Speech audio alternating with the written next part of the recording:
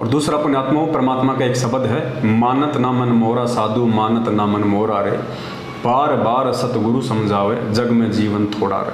उसमें तीसरे नंबर की चौपाई है कि दुविधा दुर्मति चतुराई में जन्म गया नर तोरा रे, अब भी आन मिलो सत्संग में और करो गुरु ज्ञान पे गोरा रे।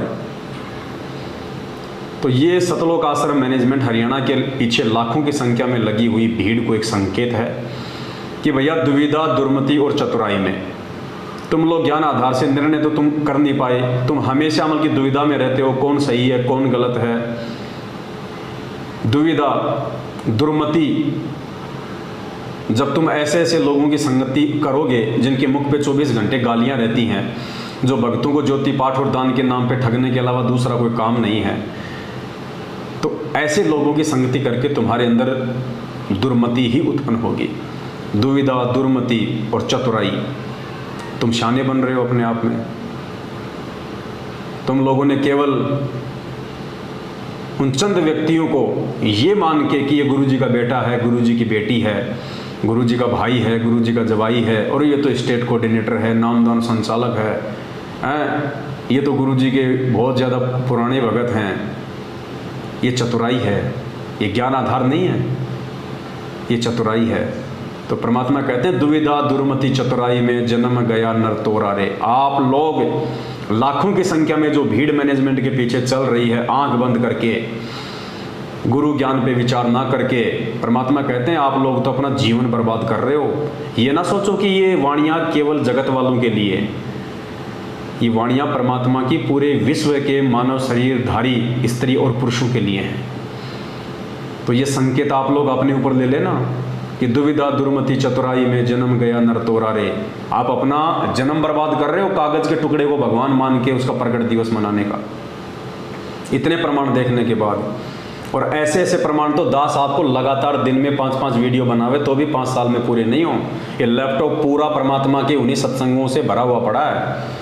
अब हम प्रयास करेंगे आए दिन आप लोगों को समझाने का, अगर समझ जाओ तो हमें कोई स्वार्थ नहीं आपसे, लेकिन हम अपना शिष्य धर्म निभाएंगे, क्योंकि हम आपको अपना छोटा भाई बहन समझते हैं।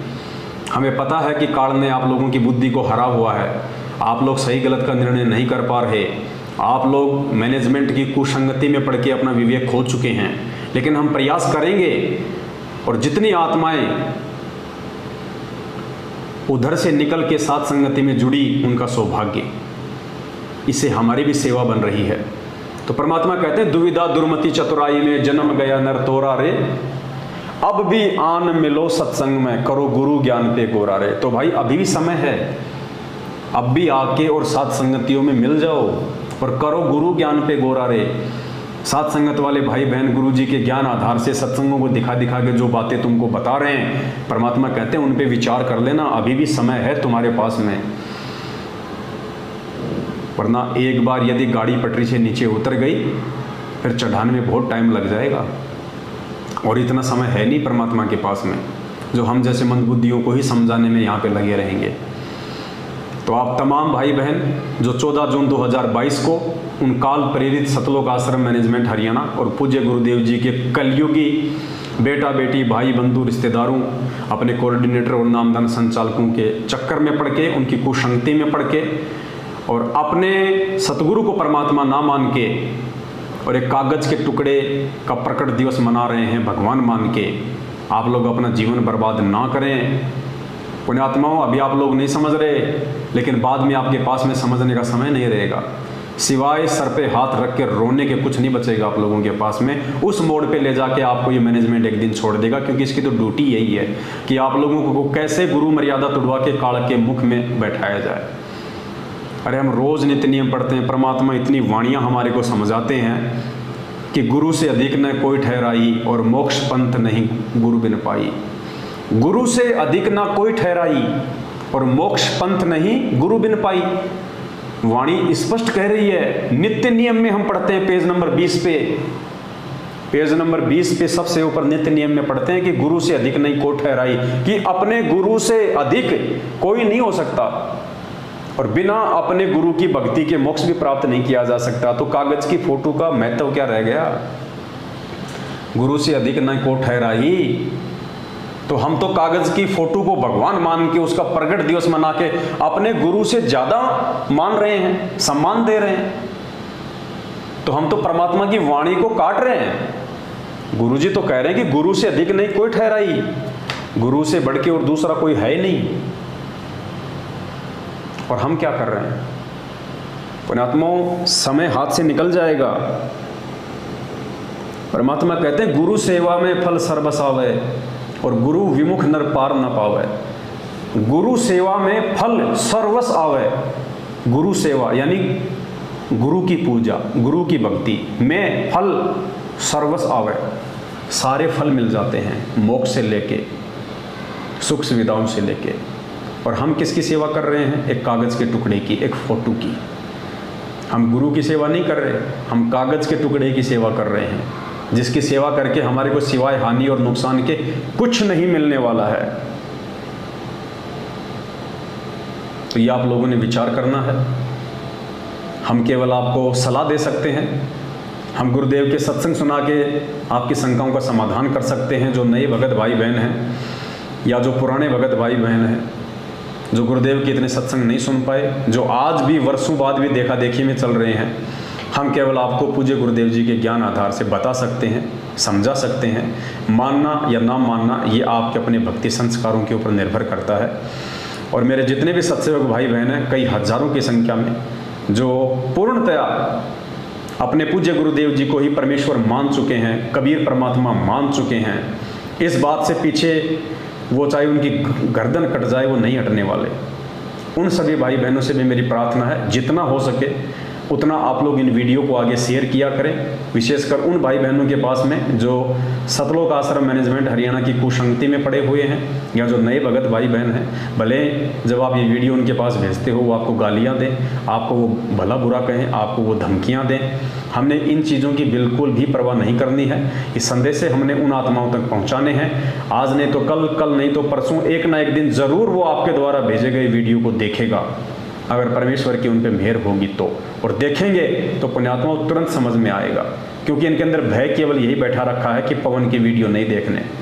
जैसे लोगों ने अपने गुरु जी के प्रति भय बैठा रखा ना कि संत रामपाल जी गुंडा है, भुंडा है, देशद्रोही है, देवताओं का विरोधी है, तो उसके चलते लोग गुरु जी के सत्संग ही नहीं सुनते, क्योंकि लोगों ने, आर्य समाज वालों ने, नकली धर्मगुरुओं ने ऐसी धारणा बैठा दी कि ये तो हिंदू देवी देवताओं का कट्टर विरोधी है, ये तो ब्रह्मा विष्णु महेश की पूजा छुड़वाता है, ये तो देशद्रोही है।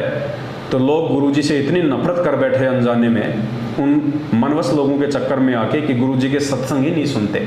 और जब तक सत्संग नहीं सुनेंगे तो पुण्यात्माओं मानेंगे कैसे? तो पुण्यात्माओं ये स्थिति आप भाई बहनों के साथ में हो रही है, जो मैनेजमेंट के पीछे लगे हुए हैं।